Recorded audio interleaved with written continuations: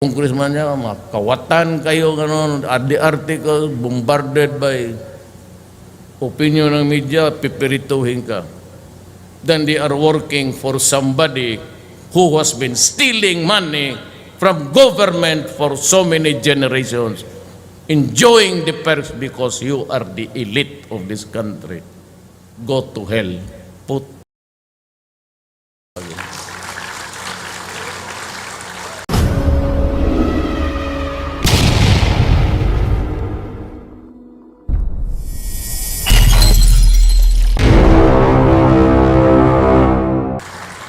Kung hindi ako na naging presidente, makuha ka ninyo yung Milo.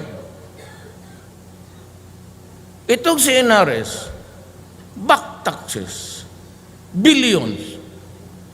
Kasi po, 800,000. DBP, kayong mga negosyante, alam mo naman ninyo, DBP,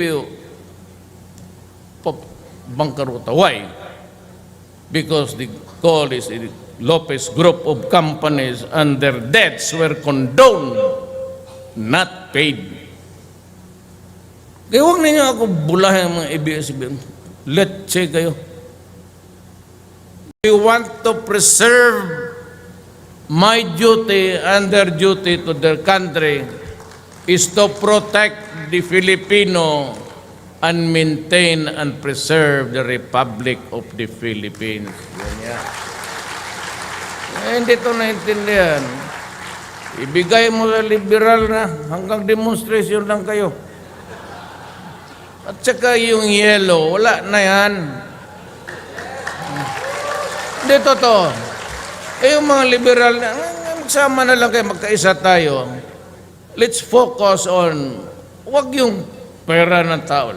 Kalukuhan yan. Hindi tayo magkaintindihan yan. Let's focus on how we can now solve the problems because it behoves on this. Tayo ang natimingan eh. Yung edad natin, pinaabot tayo ng Panginoong Diyos because there is a problem to solve. And that is really how to preserve. The critical years is ngayon. Totoo lang. Ilan ba tayong dumaan kay Solidum? Sa law school. Marami tayo. Mga taga-Ateneo, UP, pati sa eskwelahan ko.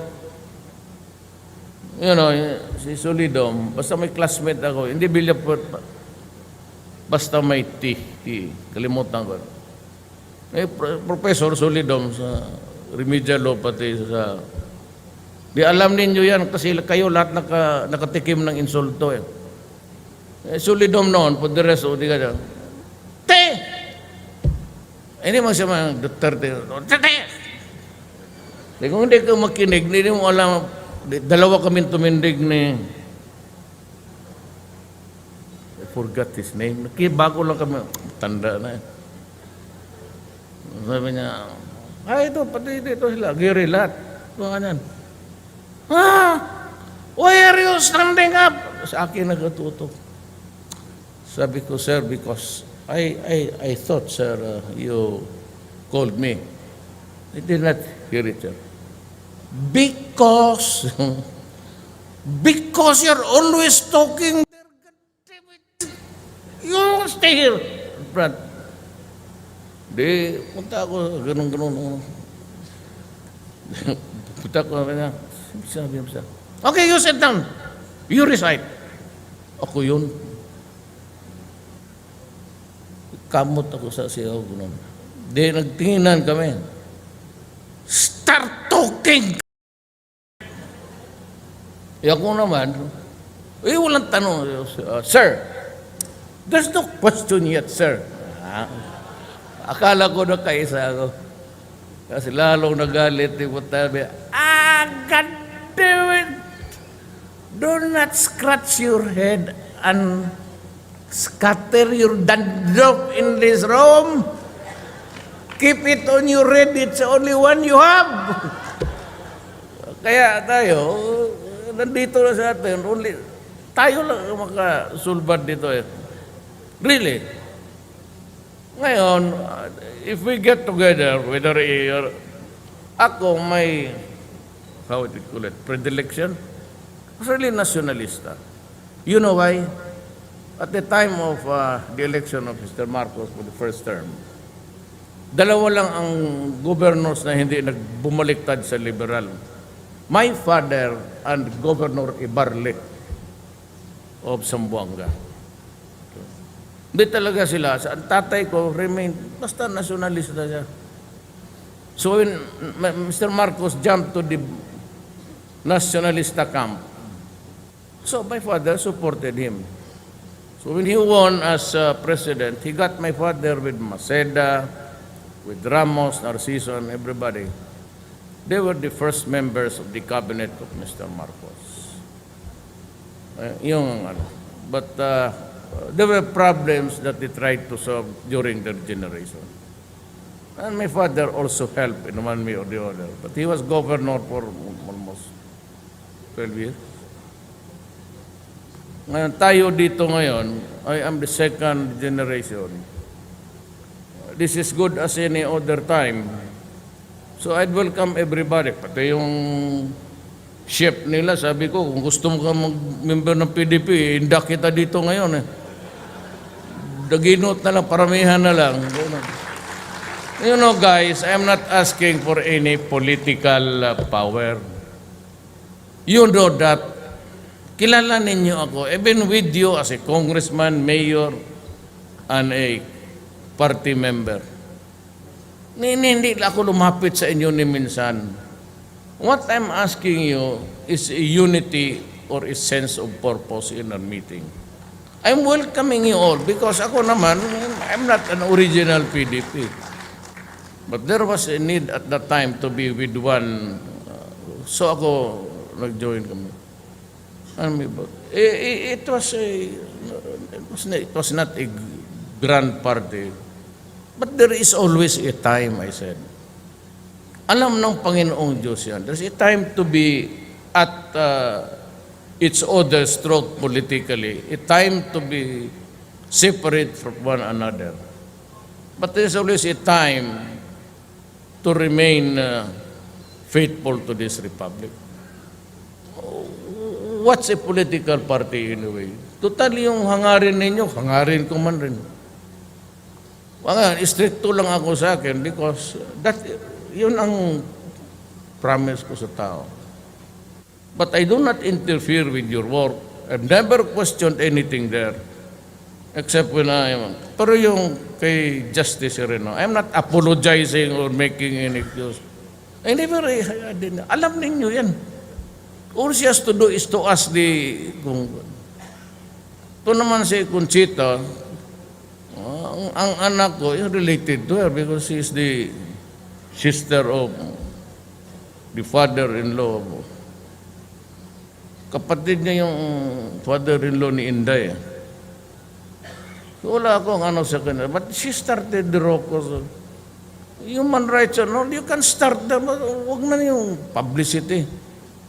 But when you banner something there which is false, I assure you,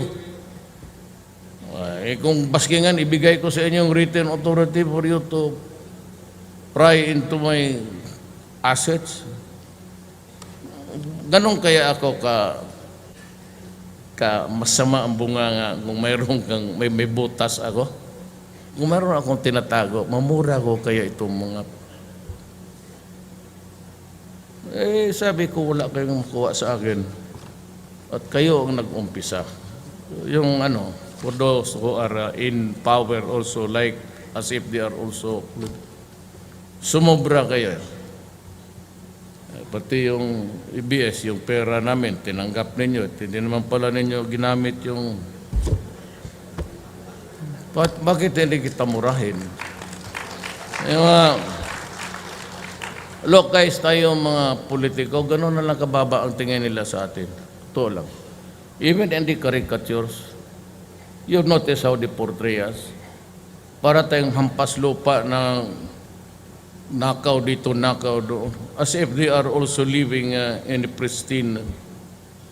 May mga racket kayo na sabi niya, you justify it. DBP went down. Kaya pumasok ang gobyerno dyan because hinaraman ninyo ng pera when it was government's time to be there. At hindi kayo nagbayad. Well, you tell us you paid. No, you did not, of course. What you did was to seek the intervention of the powers and you got a what? Condone. Okay. Huwag tayong magbulahan dito. If you want to, lahat tayo, you expose my wrongs and I will strip you naked in public. Hubaran ko kayo at hubaran ninyo ako. No quarters asked, no quarters given.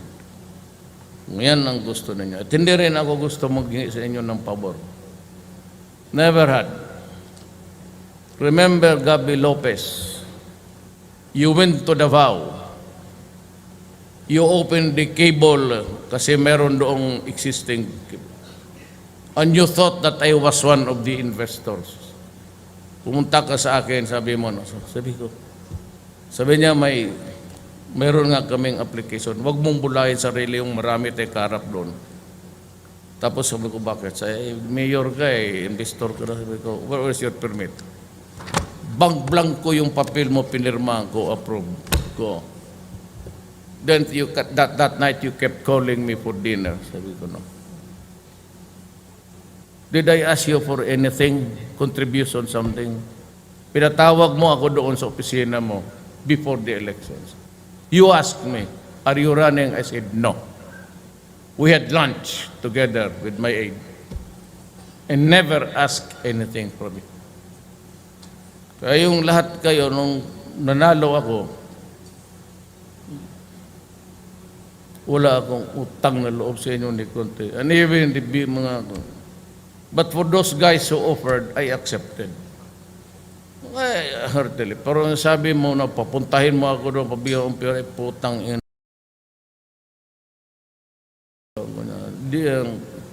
But otherwise, pero kung magtulong kayo dyan sa federal system campaign at gawin ninyong slogan also for the unity to preserve this republic, magipag-ariglo ako. I will go to you and say, wala akong hingin. Just dedicate a portion of your time, your expensive and precious time, TV. Help us promote federalism, only the good ones. But if you think that it is not into your system, fine. Pero kung suportahan lang ninyo ang kayong mga network, wala kayo. Wala akong hingin, yan lang.